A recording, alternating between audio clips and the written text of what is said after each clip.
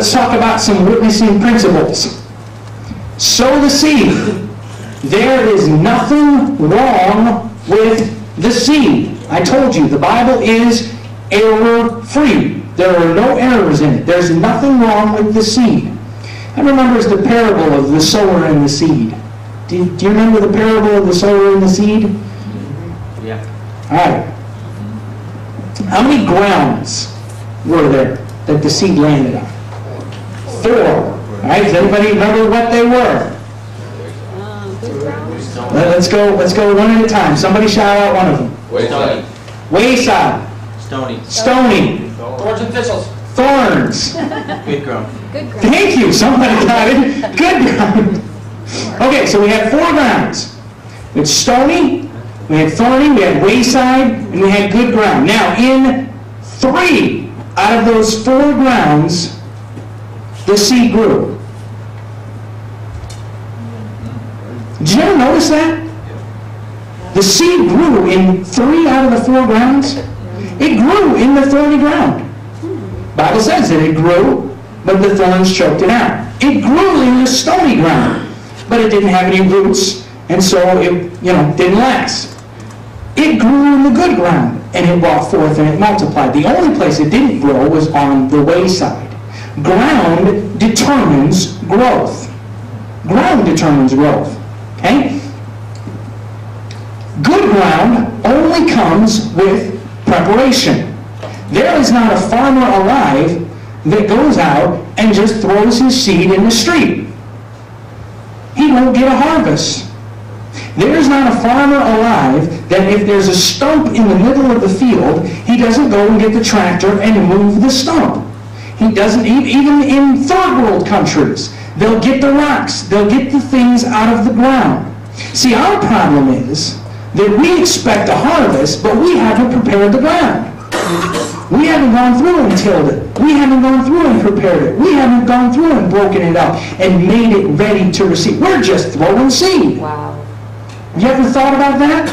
We're just throwing seed. How do you prepare ground, Brother Favel? Well, it comes with showing that you care about people.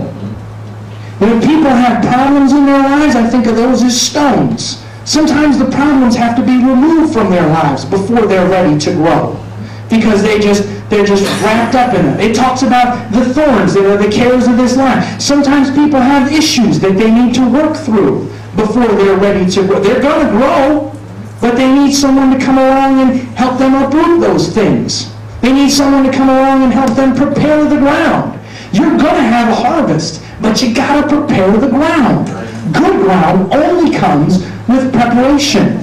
And I've often wondered, when reading that story, why it is that the farmer, when he saw growth in the stony ground and he saw growth in the thorny ground, did not go and remove those things and help it grow.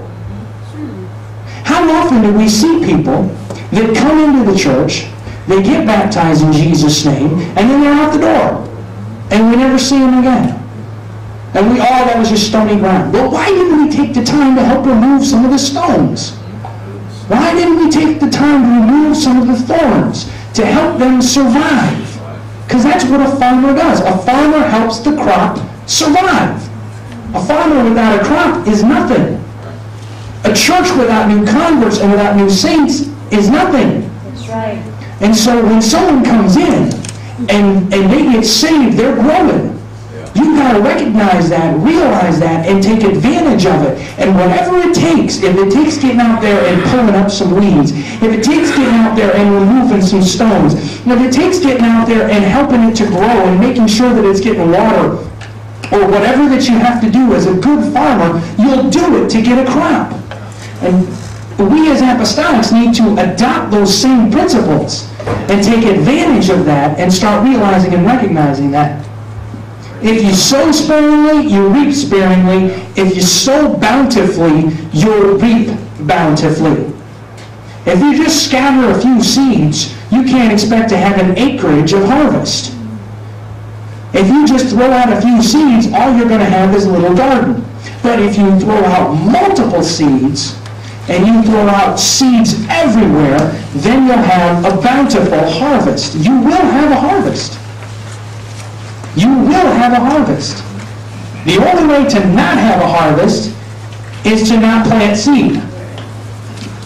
Psalm 126:6, he that goeth forth and weepeth, bearing precious seed, shall doubtless come again with rejoicing, bringing his sheaves with him. What does that mean? That means that if you go